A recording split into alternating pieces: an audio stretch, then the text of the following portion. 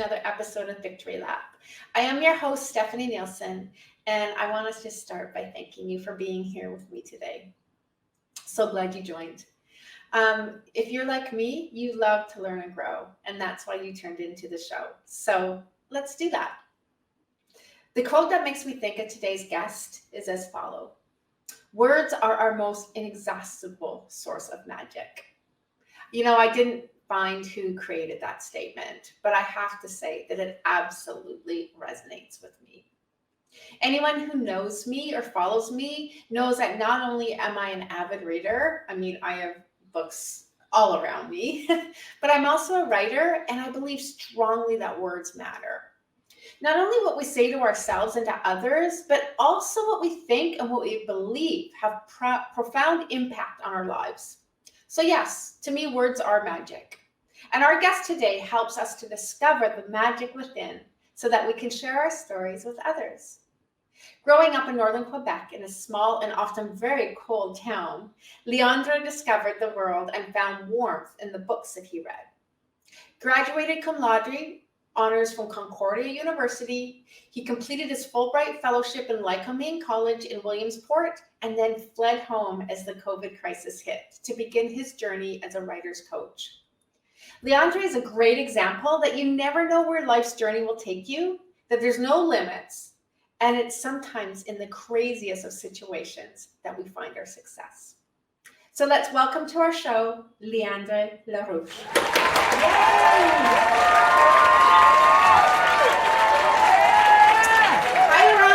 Thank you so much for joining us today. I'm so happy to have you here. Thanks for having me. I just think your story is so cool. So I'm really excited that you're here to share it with my viewers. And so having said that, why don't we start by you sharing a little bit of your background? In my intro, I mentioned that you were from the north and you grew up in a small town there, and but you went and got this incredible journey in front of you. So why don't you start by telling a little bit in your words, your story, and we'll go from there. Yeah, absolutely. So like you said, I grew up in a tiny little town in northern Quebec. And so I grew up speaking French. My parents raised me in French. And so I studied in French my whole life. And when I was a teenager, I became obsessed with the English language. And from as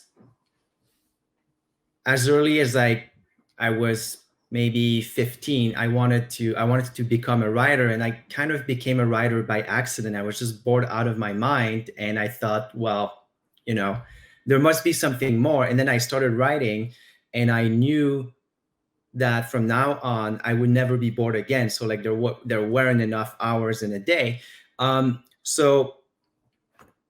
So it was clear to me that I would be a writer, but I thought, how cool would it be to write in English? And to me, for some reason that I don't really understand, I always thought that I needed to leave Quebec. I needed to go somewhere else and reach my potential elsewhere. And so I became obsessed with learning English. And what I did is I enrolled at Concordia University in Montreal, and I took all the English courses I could. So I did a honors bachelor's in English literature with a minor in professional writing. So over like 90 credits, that's like 82 like English courses. So that's literally all it is. And this really interesting thing happened when I was an undergraduate student. I found out about the Writing Center at Concordia University, and I thought I need to work there. And I knew that my writing wasn't necessarily strong in English as a native French speaker, but I tried my best, and they ended up hiring me in my first year, and it was a really proud moment because I don't think my parents actually believed they would hire me, but they did. And the fun thing is that they don't usually hire you in your first year, but they did for me. So it was kind of an exception.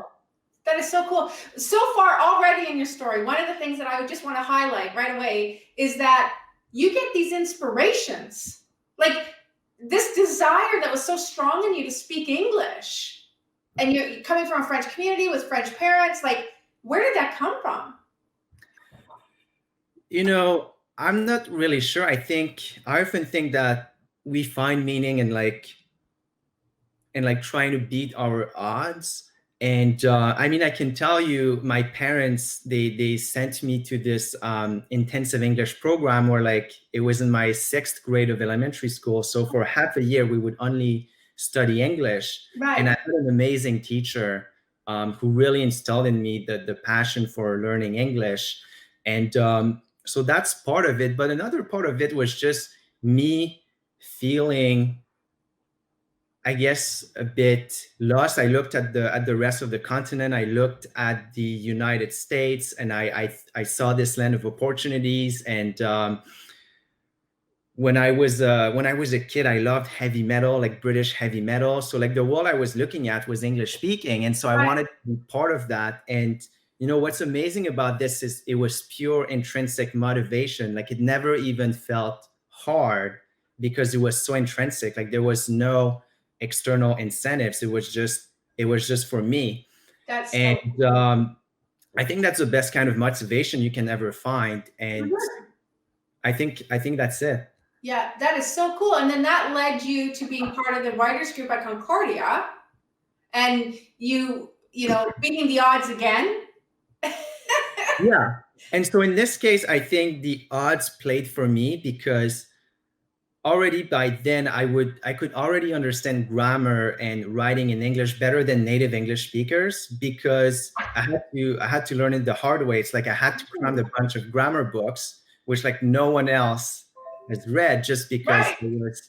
I had this I guess it's like what you call like the underdog's advantage. Yes. And so I had a really good understanding of English grammar. And on top of that, the Writing Center, they also needed people that could help with French Oh, for people who are taking French majors or French courses. So that played in my favor. mm, Um, but if you're looking at it from the outside, it should have been a disadvantage. right, right.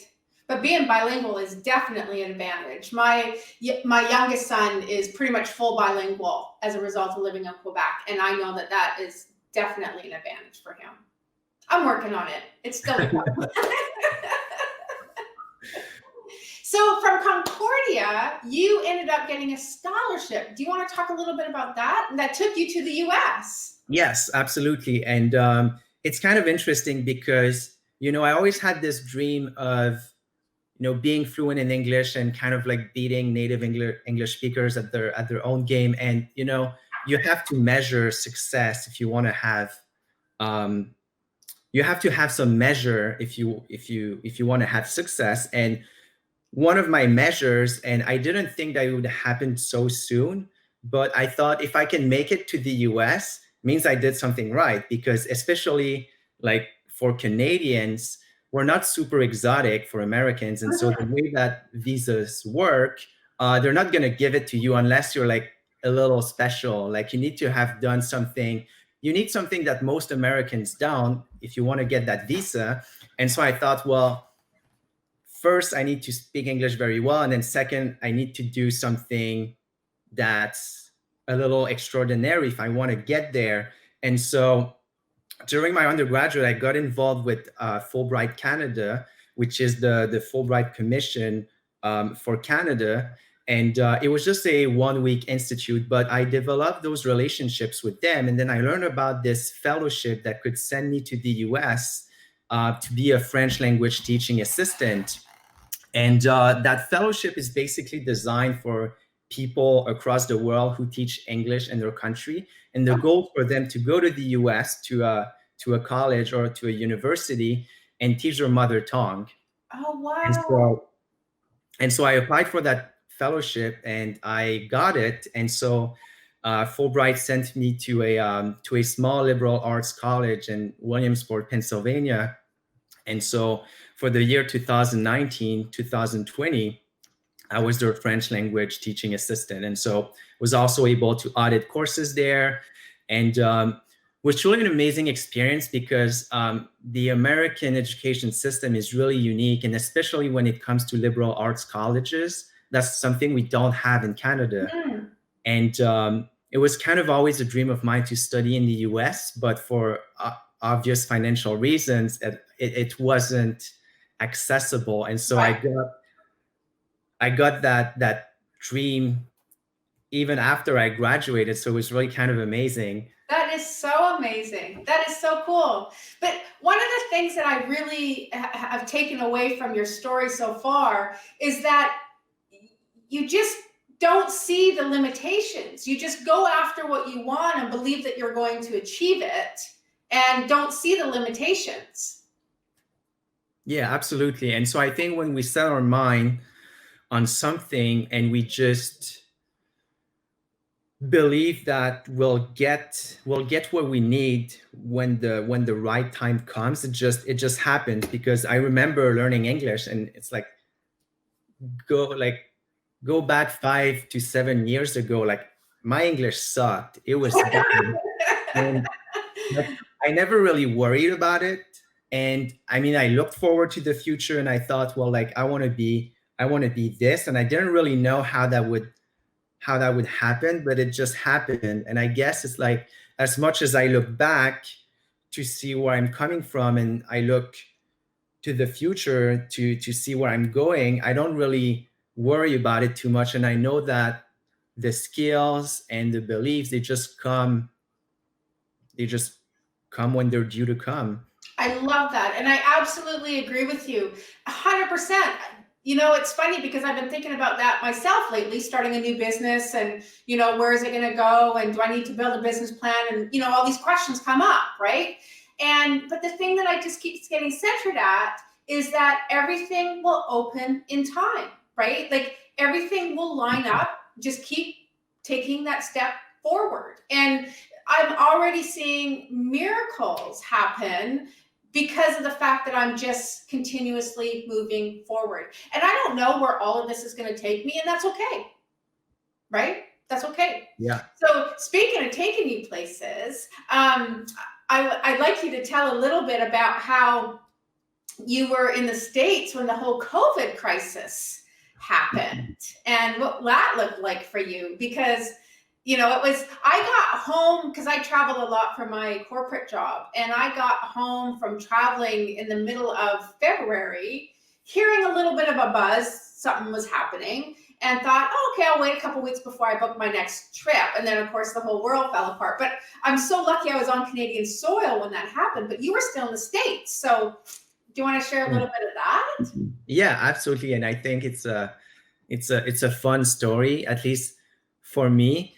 And I mean, I feel sorry for those who were, in other countries. For me, it wasn't too difficult because I was, several hours away from the land border. I know for some people it's been much more difficult, but for me it was just kind of funny because so it was spring break for our college, and you know, as you said, it's like we knew there was something going on. We were still kind of making jokes about it. And that semester, I was auditing a course on international relations, and we were talking about global phenomena, and it was obviously a textbook example, and we were making jokes about it in class. And it was late February, and we didn't really know what was going on. And around March 8th, it was spring break, and I thought, well, what do I do for spring break? And I thought, maybe I'll go to California.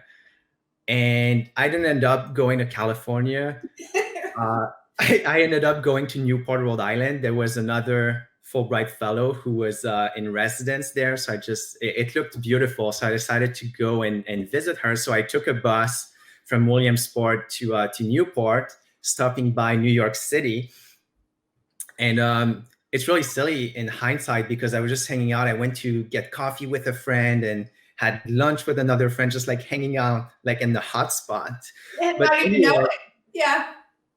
I get to Newport and we're just hanging out, and we have another Fulbright fellow who's at Harvard. So we go see him. We hang out in Boston and just do like a little bit of traveling. And then things start getting a little iffy. And first thing I hear is our college is saying, well, students that don't want to come back to the college, they don't have to. And then they cancel in-person classes for the rest of the semester. And then the president declares national state of emergency, all the European flights are getting canceled, and then it's kind of chaotic. Justin Trudeau says Canadians should come back, and I'm like, oh well, and and I'm just in Newport, and it looks like nothing's going on because it's just like such a peaceful little place by. I've been to Newport. It is absolutely gorgeous. Yes. Yeah, by the sea, and I'm like, I don't want to go back.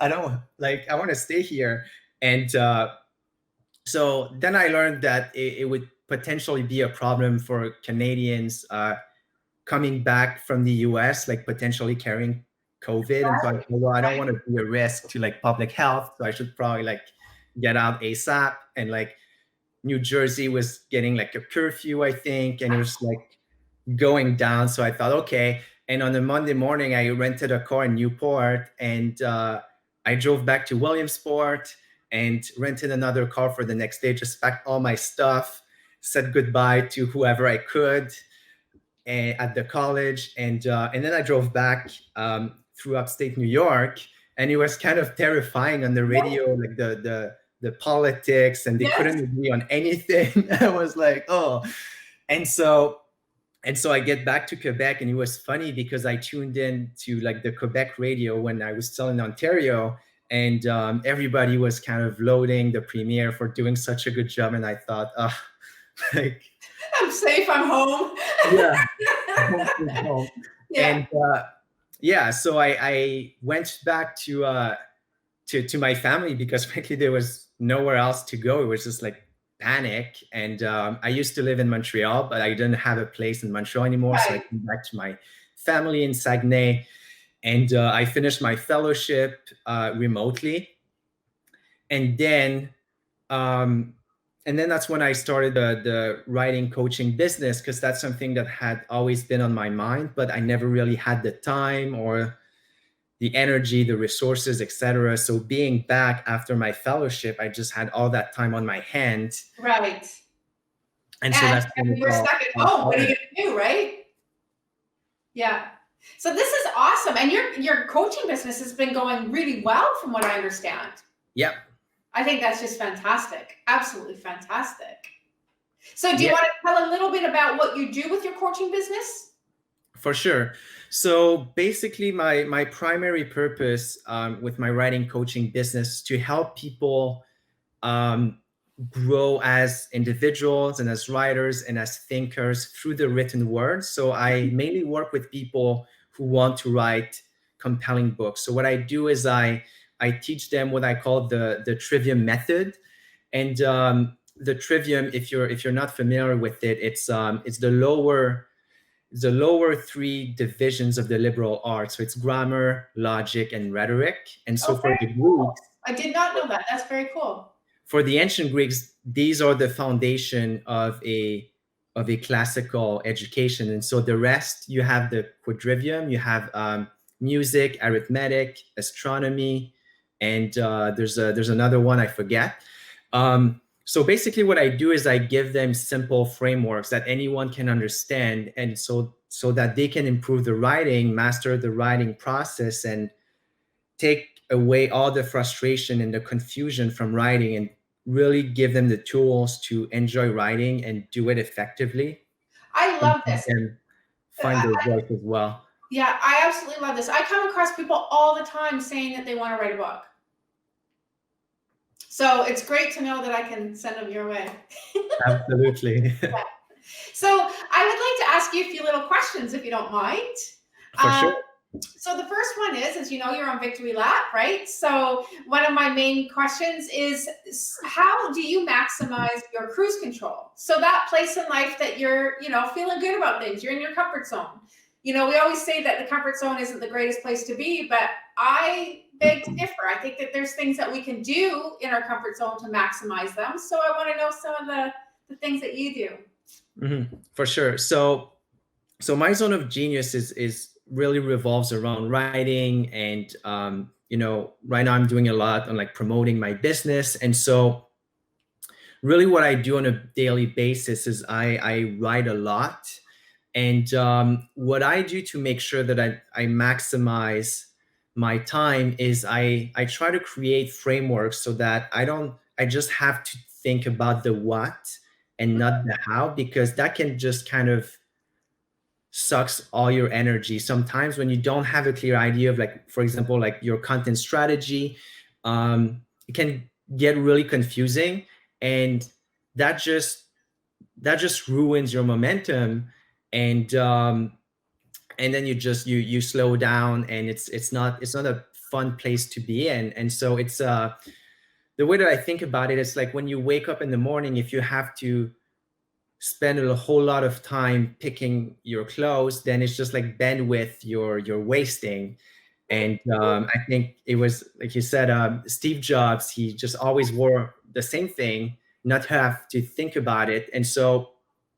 And I do this in pretty much all areas of my life. I try to create frameworks. I love mental models, I if you're love that. familiar with those. So I use a lot of mental models. I use them in my training as well for my clients, so that they can use them to think about writing. And so I use mental models in all areas of my life, so I can just think about the what and not the how, and I that love just that. allows me to get more done. So that's really cool. So these mental models that you use and you teach your clients, are they things that they can then adapt to different areas of their life as well? Absolutely, absolutely. They're applicable, they're abstraction, they're sort of universal. I love it. One example, really quickly, is the map is not the territory. And it's just the idea that any map is flawed. And in order to be useful, a map has to be flawed because it can't represent the whole territory. I always like to say, when you look at the map of Florida, you don't see every swamp. Like, Right. it's not useful. Right. And so, and in writing is the same thing. You don't want to, if you're an expert in the discipline, you don't want to throw all of your expertise in the book. You want to create a journey, a map for your reader to really understand, to understand what they need to understand, and you get to decide that. Right. Oh, that's And a great philosophy. yeah, and another example also is the circle of competence. So, for example, if I'm in my small town, let's say, I know everything there's to be known about that town. And then an outsider comes in and he starts noticing things. And then he gets the impression that he really knows the town, but he doesn't. And so he has all these blind spots.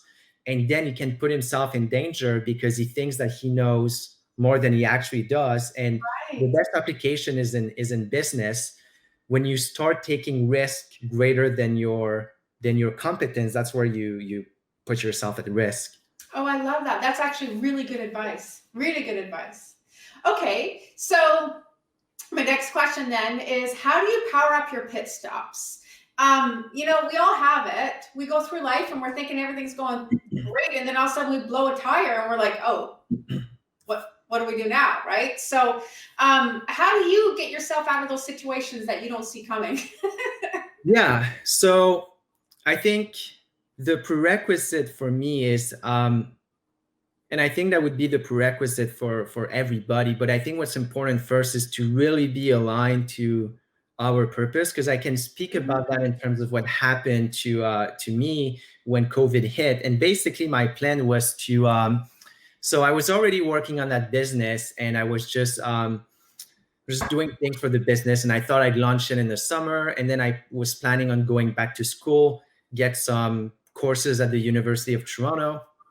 And but my goal ultimately was to become a university professor. And I think that's something I'm still contemplating.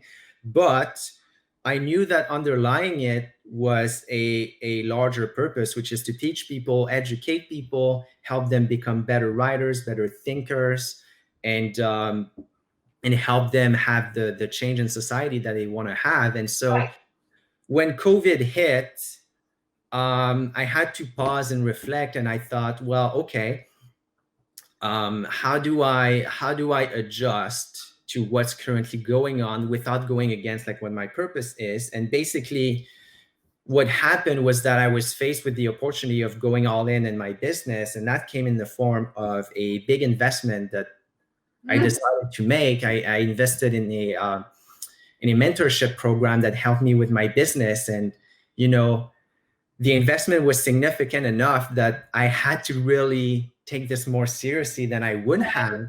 And then I decided, you know what, going back to school can wait. Yes. And I'd rather focus on that business, which ultimately serves the same purpose as if I went back to school right away. And I know I will eventually. Right. Um, and so it was still aligned with my purpose, but then I had to, so I guess it's, I look inside and I look outside. I look at what I want, but how do I make it work with what's currently going on? And so in my case, for example, while I was stuck in my hometown, um, and there was a set of circumstances that I had to factor in, but nevertheless, I was able to do something that was aligned with the purpose I have. Right. That's awesome. And just so the viewers that don't know Quebec, I've been to Saguenay and it is absolutely beautiful, but It is. it's very different from life in Montreal. Yeah. I grew up in a small town too, so I know this. So the last question that I really have for you is, how do you celebrate your victories? And I think this is super important because this is what anchors us in the new norm, right? And this is actually what started the show for me. My best friend called me out on the fact that I don't celebrate my victories enough. I'm always focused on where I want to go. And with her calling me out on it, I started to think about it. And I'm like, yeah, I need to start being happy about where I'm at today. And this actually is where the whole concept of the show came from. So having rambled there for a minute, tell us how you celebrate your victories. Yeah, absolutely. And it's funny because I too think that I don't take enough times to celebrate my victories. And, I'm always looking to like what I haven't accomplished yet, which, can be a bit of a problem, but really, and especially since I've been focusing on my business, what I tend to do is there are activities that are more important than others. And so, for example, like right now, my business is a priority. And within my business, there are activities that I need to focus on. So like, for example, like the revenue generating activities, because if you don't focus on those, then you go bankrupt. You don't have a business. You can't help people. Exactly. So what I tend to do is, because funny enough, and I think that's the same for everybody, like the things that we really want to do is like the things that shouldn't be a priority. Like the non-revenue generating activities are always more fun than the revenue generating activities. And there are things, or like writing projects, and there's a book that I'm working on as well. And so I have all these other projects. And so when I want to celebrate my victories, I kind of pause and slow down and allow myself to work on these other things that I might prefer to work on, and that maybe don't drive a profit, or that really don't do anything except like that I enjoy them. Right. And so that's one of the ways in which I celebrate my victories. I just allow myself to kind of lean back and do things that I normally wouldn't allow myself, because there are other priorities. I love that. I love that. And like you, I am a driven person. So I love that idea of saying, you know what? I've done something that needed to be done, and I can celebrate by doing something that I want to do. Still being motivated, still being driven, but just, allowing myself to enjoy. I love that. That's fantastic. So, Leandre, if somebody wanted to find you, where would they find you? Yeah, so you can find me on social media. You can also visit my website. It's stellarwriting.co. So all the information about my writing coaching is there. But aside from that, they can find me on social media: Facebook, LinkedIn, Instagram, and Under your name or under Stellar Writing? Yes. Stellar Writing? Yes, Stellar Writing, and the website is stellarwriting.co. Sorry about that. All right. Well, I really appreciate you joining me today. And I think you're a wonderful guest. And maybe we can have you back in the future and see where you're at. Absolutely. Thank you so much for having me. I appreciate it. Yeah, no, that's awesome. Thank you. Thank you. So Thank enjoy you. yourself on the Saguenay. Yeah. All right. Take care of you. Thank you so Take much. care. Okay, Bye. bye. Wow. What a cool guy. You know, my biggest takeaway from Leandre's interview is when he said that being the underdog was his advantage. What an amazing insight.